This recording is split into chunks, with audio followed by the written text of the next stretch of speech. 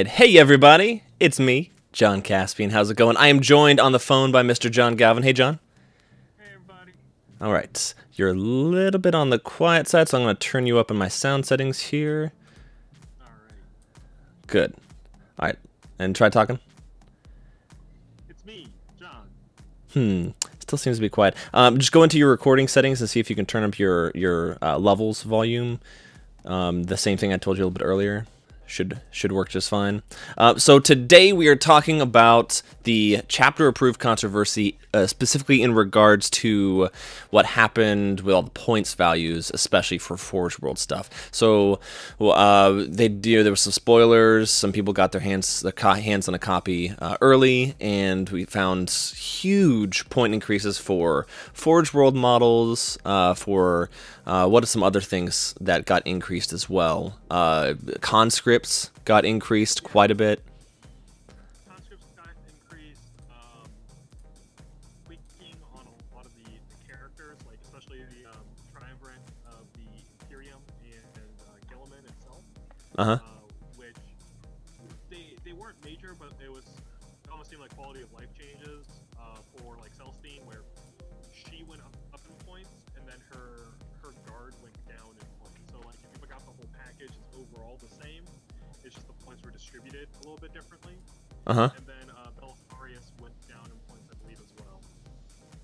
Right. The big thing was the Forge World. Forge World overall got hit majorly. Yeah, it was huge. So yeah, it's one of those things where direction that needed to happen, and I think a lot of people were expecting it, just not quite to the level as some of the good old Alphabet, the character Lord of Change, like doubled his point cost. He went from 700-ish to 1500. Yeah. It's one of those big ones where the scene in a lot of competitive lists, if you look at Warzone Atlanta, someone was playing demons, you would see it's Atios Ra Karos. Caries is the pronunciation. We probably won't see him in a competitive format in a good long time because he's now 3/4 of your army. So yeah, it's a lot. I had that model. I've had that model for a while. I'm a Zinch player. I love her, and I love the character and all that. A fan of these changes, which I know a lot of people maybe aren't. But I was talking with a couple of people around the store earlier, and Forge World, I don't think, should ever be the go-to place to build a competitive list, right? Right, exactly. So making these adjustments and keeping these guys to more of a, we're saying, oh, he's great in Apocalypse now, or specifically designed for Apocalypse. But yeah, we shouldn't have to see Forge World characters or Forge World vehicles in every single tournament that we go to. Yeah, and it's not that we shouldn't necessarily, not that we shouldn't see them. The biggest thing for me is that if I talk to a new player and I say, hey, are you interested in ever playing something maybe competitively? And they say, well, yeah, but unfortunately it's prohibitive for me to do it. Forge World is very limited in terms of their supply. It's all direct order from they custom make everything, right? And so if you're talking to someone, you say, oh yeah, you can't just go to your local GW shop or your local FLGS local game store. You can't just go there and get your figure. That really would be a big turnoff, I can see, for a lot of people, because you really want anyone to be able to play a competitive list from anywhere that they can buy GW models. And it's tough because the Forge World stuff is ridiculously good. I mean, it's awesome. I took a video at Warzone Atlanta of the Stormbird, Thomas Bird Stormbird, and it's amazing. Absolutely great video that you did. Thank you. Yeah, I think I told you, but it's one of those things where I was at a wedding for the weekend, and people are like, "Oh, what do you do?" And I had my cell phone up, and that notification went live, and I was able to whip out my cell phone and show the table. It's like, hey, here's this beautifully painted Stormbird that's been modeled up and all that, and this is what I do. This is what I sell. This is all that, and I got people really excited, and it was now able to bridge that conversation from to what you use that product for and the community and the hobby side of it, which was fantastic. But it got people really excited to see such a gorgeous model and all that. So, yeah, absolutely. So, you know, going back to points changes for maybe are conscripts also Forge World models? No, so I don't think there's actually like a legitimate conscript model, which is another important thing. Same thing with Malefic Lords. The model range for them is incredibly limited. Like, I think conscripts were like a direct item that you could order from Games Workshop, but it's a very old model. Rules like I kind of got grandfathered in, so it's not something that you can easily just buy from Games Workshop or Forge World. You kind of have to make your own. Right. And so, you know, on one side, you know, if you want people to have the freedom to be able to create what they want, but I could totally see it from the GW side, but also in a sense in the fairness side of things, having people be able to create purely a GW list. So if you have a Games Workshop tournament that's officially sponsored by them, you would only be able to bring models from their line, right? So I think from the creator aspect, I can see in a short term why it would irritate a lot of folks, because people might spend hundreds or thousands of dollars getting nice models, Forge World models, etc., or they just invest in a meta. So I'm thinking Talarn for yeah, I'm thinking Talarn lists, etc. And GW goes, well, in the long term, it would suck if this kept on going, so we're just going to have to take the short-term hit. But then someone might have already invested $500 toward a certain list, and then they're SOL, so to speak. Right. And it's an important thing. It's an important thing to make sure that keep coming into this hobby and not feel like they're constantly on their back foot, right? And that's World from Games Workshop kind of creates that a little bit, especially if it's required for competitive lists, or the fact that the lists themselves aren't necessarily intuitive to make. Right. So when I see Gilliman Ultramarines, what do you think? Like, you know, he's leading Space Marines in a battle. He's leading the biggest army you could possibly think. His Ultramarines. What I don't necessarily think of is Gilliman standing behind 60 conscripts wielding, you know, other Imperium weapons with them. Like, it's as someone getting into the game, buy Gilliman and then go find these models for conscripts, or go convert your own kind of thing. Right. So no, it makes sense. Like, you know, I think a lot of people build toward the fluff, which luckily in this edition they've done a really, really good job. So good job, GW, on making it fit the themes, fit the fluff. It's super useful to do that. I like. Yeah. It should be like, it should be intuitive for a new player to build like at least a functionally competitive list. It doesn't have to be top tier, but it has to be able to perform, right? It has to be able to at least have a chance or play on the same table as someone who's min-maxing all these different pieces. Them with this chapter approved, it shows them going to that commitment, right? It's show of faith from Games Workshop saying like, yeah, we know what 8th edition's about. We know what we want to do with it. These Forge World guys we thought were costed appropriately. We were way wrong. Certain things are taking off better than others, like the smite spam, right? So they're going to go and adjust those point costs, and it might be a little heavy-handed on the Forge World part, but at the same part, like, I think that's okay. I think to start off like once again, this is a chapter approved. They're going to do this once per year. They also have erratas and FAQs. So Lord of Change is now 1,500 points. You probably won't see them in a competitive list, and it gives them time to see if that's where they want him to be at, right? Like, right. The other Greater Demons went to their original point cost from 7th edition, which was the number of their gods. Yes. So, you know, this guy's, you know, 888 points. The Corn guy is 777, I believe. And same with the Nurgle. Like, you know, they're all to their gods, except for Mr. Alphabet Soup, who is 1,500 points. Maybe they're going to test him out, see if that's a spot that fits well for his suite of abilities. And if it's like, oh, hey, maybe we're a little too drastic, they'll drop him down. Maybe he'll be, once again, 999 points like he was in 7th. Robert says, word up, John. Oh, hey, Robert. Oh, is that Robert Clark? Villeneuve. Oh, hey, Robert. Oh, cool. I'm not sure I'm pronouncing that right. But yeah, no. So I think it's a good workshop to keep to the commitment of making sure this edition is the most accessible edition that they have. Part right. It's the they want to make sure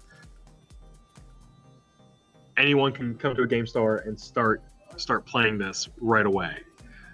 Yeah, it's a good step, and I think people are going to. Hey, Mark. Yeah. I think people are going to such a huge points reaction. But the health of the game will improve. Yeah.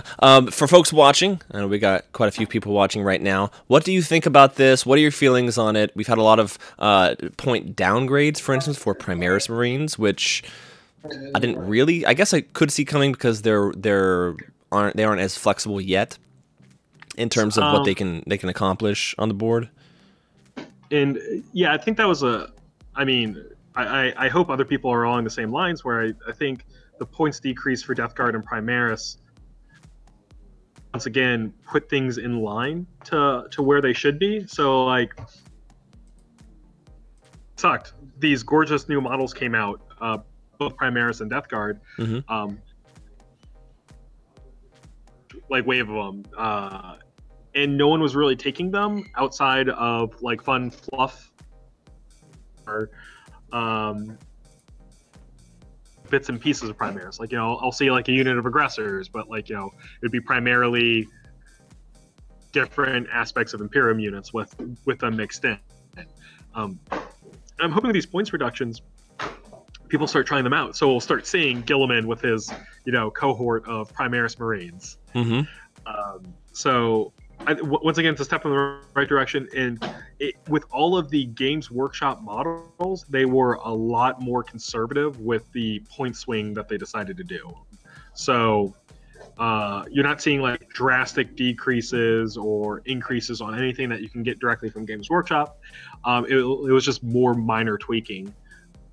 Yeah, I know it makes you harken back to the days of Razor Wing spam for Dark Eldar or Drakari. Oh my god, yeah.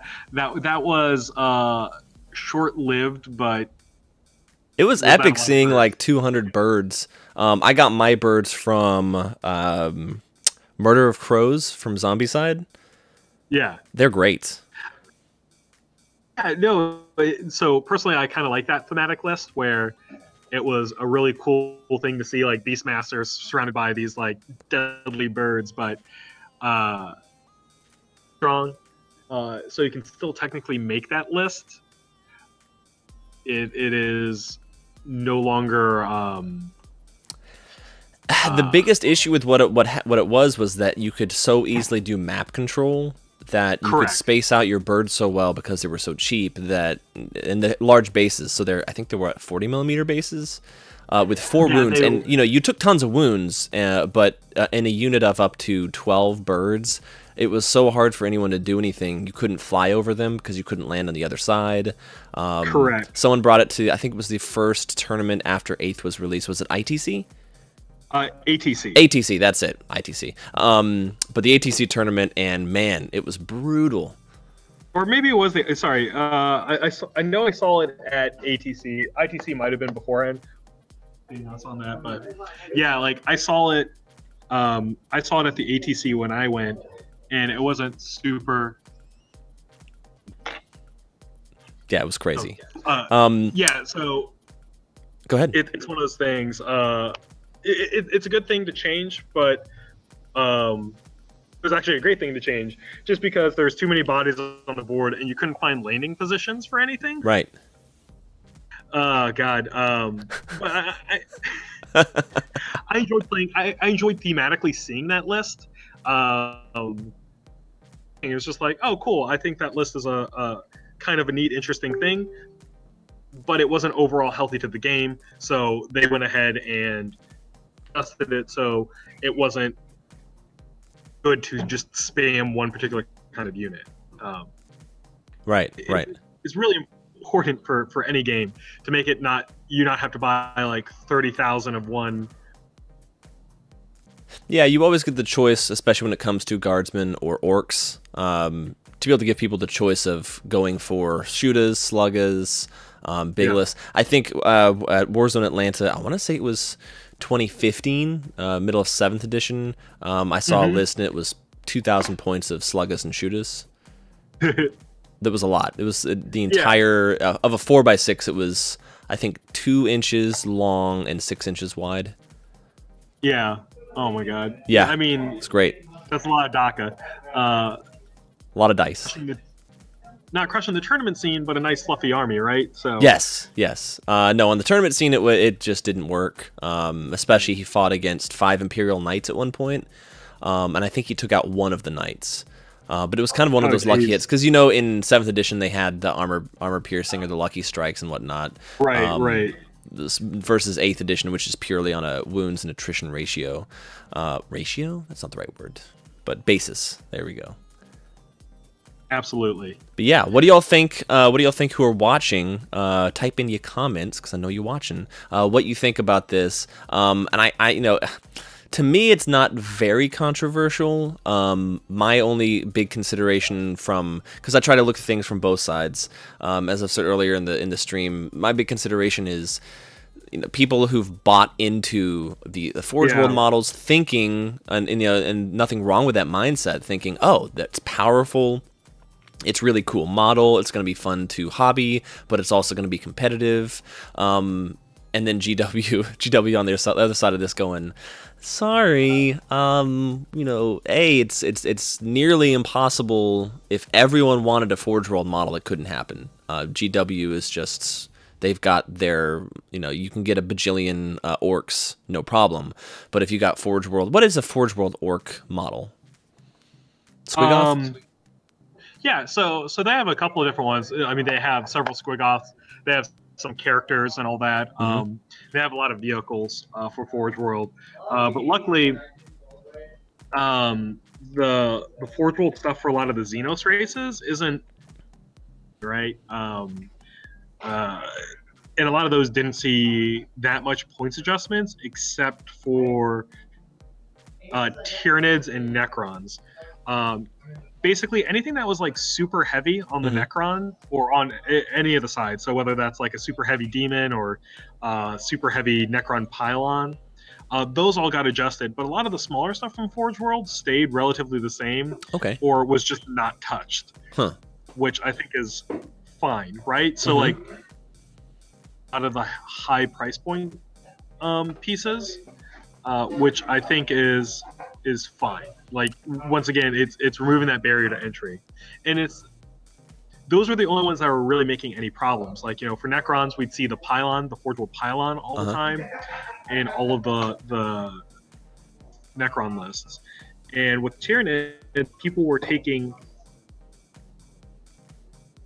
Malumthrope all the time because it's it's a more effective Venom Thrope, right? Right. So that was an issue that they kind of adjusted, and they increased the points of the Malumthrope to hopefully bring it in line, making a Venom Thrope, making you have to choose between, oh, do I want the Mallanthrope? Mallanthrope has a couple of extra benefits over Venomthrope, but it's a little bit more expensive overall.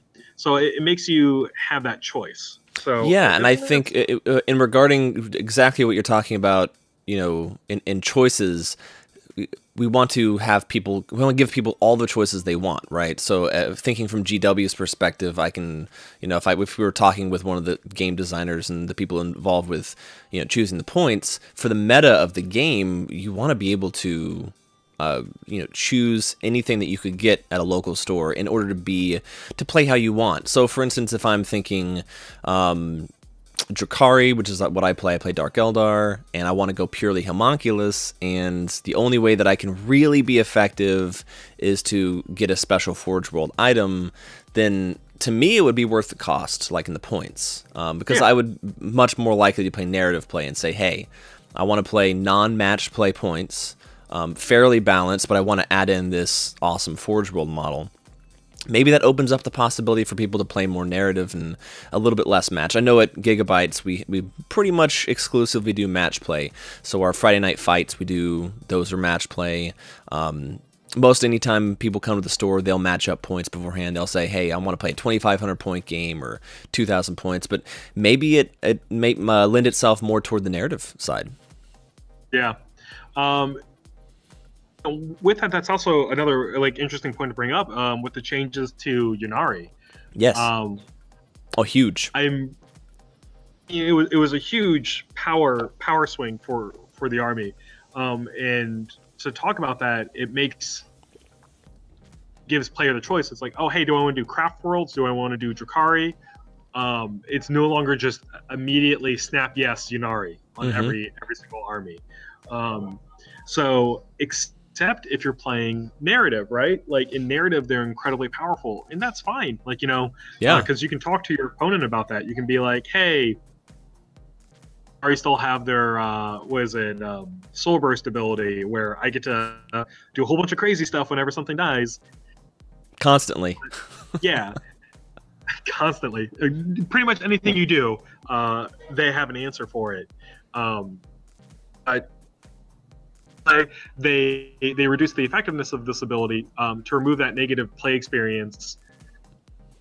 Yeah, right? Talk to us a little bit about that, the idea behind that, because you had mentioned it before on a Giga Rambles, I want to say a week or two ago.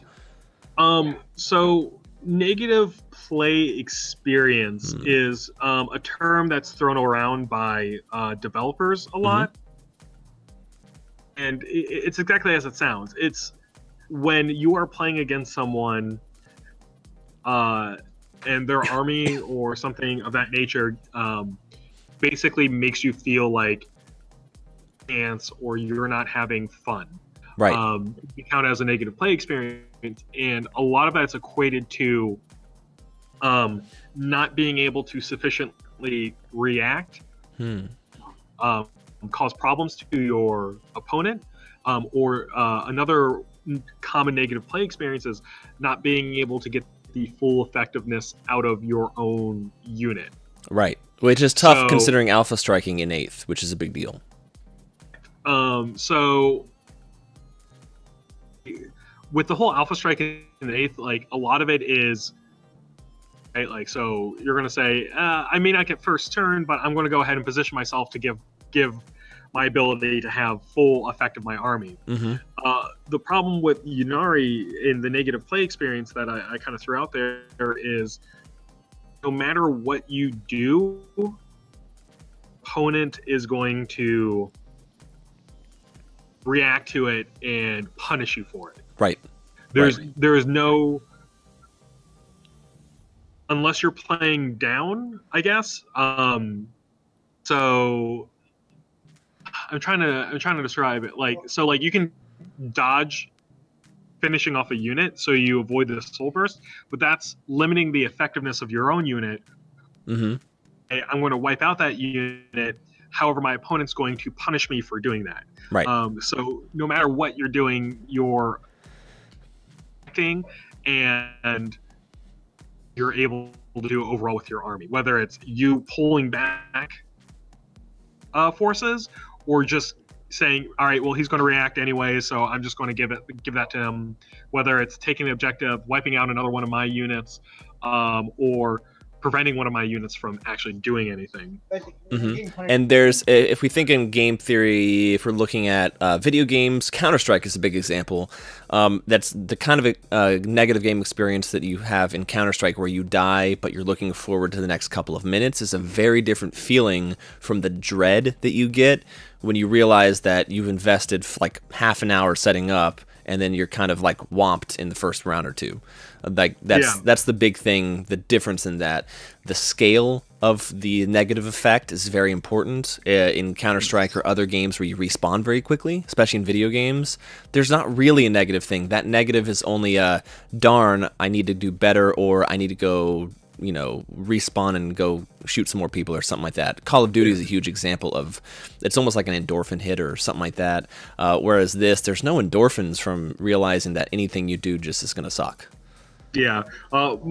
Mark swung by and he basically said, you never want to punish a player for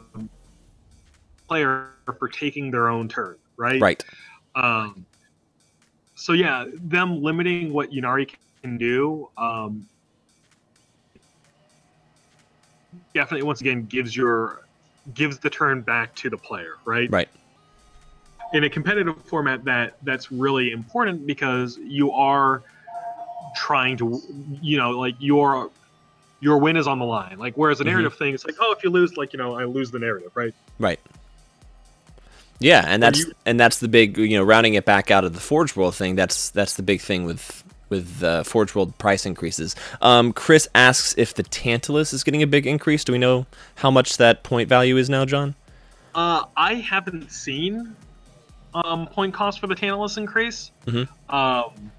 So I think they were basically targeting things that were seen at like tournament environments consistently, and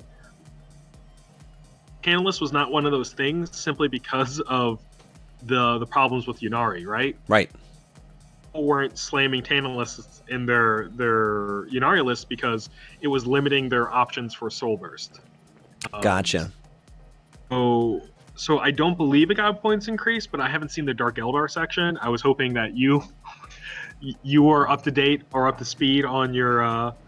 I saw the regular Drakari point list change, and it was nothing new from previous FAQs. As far as I know, I didn't see they might have been on a different list. The Forge Worlds for Drakari might have been different, but I didn't see it. I'm almost positive that any points change to it was not going to be a big one. Yeah. So I think Dark Eldar players can you know take a sigh of relief that their guys their Tantalus, their Forge World thing is relatively okay right now. Right. So other than the rationale of, you know, market availability for the actual models, in terms of gameplay, do you think they used like a rubric to decide on point values based on effectiveness of the models? Yeah. So I think since 8th edition, and they've had a pretty big profile, I guess. And I think they're paying attention to that. I think they're doing a lot of internal testing and external testing. I know they have other testers throughout both England and the US, and I think they're taking information from that plus their own testing and adjusting points accordingly. I know for a fact they're looking at tournament scenes and what the tournament players are doing, right? Because that's one of the big pulls for 40K it's a selling point, right? Like, yeah, huge. Someone comes to me and they're like, hey, to get into a game that has a lot of players, and I will always direct them to 40K. They'll be like, hey, listen, 40K, you can always find a game, there's always a tournament going, and it's easy for someone to see the value in that, right? Being able to like, oh, hey, I can build up, I can play competitively.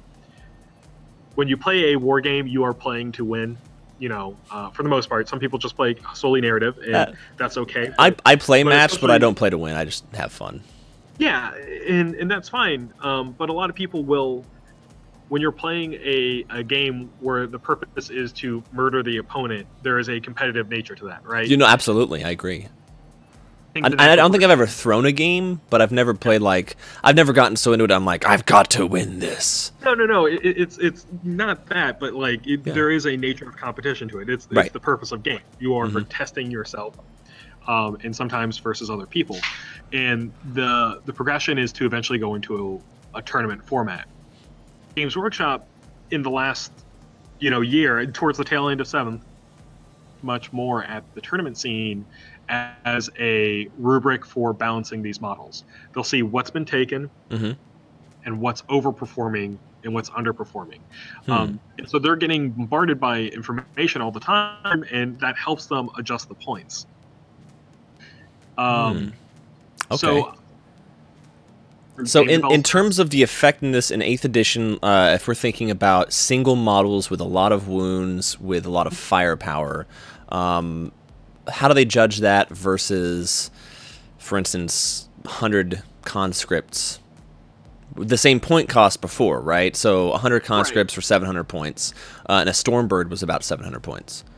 right. So the effectiveness. So they're going to have to take a look at the list, Hmm. how it performs. I think one of the easy things that they have as developers is that they're when 8th edition dropped, it took a couple of months, but they started to become archetypal lists showing Mm. up there. So you'll hear Gilman Gunline. Right. Look at a Gilman Gunline and see, hey, what's the percentage of people using this archetype, these Hmm. particular models? So I saw some Gilman Gunlines with, just a bunch of Marines. Like the guy brought Gilliman as intended, right? The leader of Marines. Right. And then I saw some Gilliman Gunlines, which was a wave of conscripts in front of him, Hmm. basically take shots for Gilliman. Right. We're probably going to look at that archetype as like, hey, how often does Gilliman win? Does he take conscripts? So like it's like, oh, out of all these lists, conscripts are almost always in the winning ones, like the ones that perform better, right? Hmm. It's a lot of information, but the nice thing is Games Workshop has the staff to Yes. through that information. And they also have a lot of external testers and a lot of people providing feedback all the time to it. So I think, and I'm sure they have some more or less grading metrics, excuse me, for how certain things in a certain list are performing, right? As Hmm. long as there's not something like innately broken, like where it's a combination of rules that they weren't intended, then they have to look at with these styles of lists to them, right? So if they're like, man, 90% tournaments are Gilliman with conscripts, we need to take a look at both of those. Yes. Right. So they can look at that list and like, hey, why is Gilliman with conscripts winning so much more than Gilliman with and so they have to look at either it's Gilliman or the conscripts or a combination of other things there. Hmm. It's a lot to go through. So Yeah, it's true.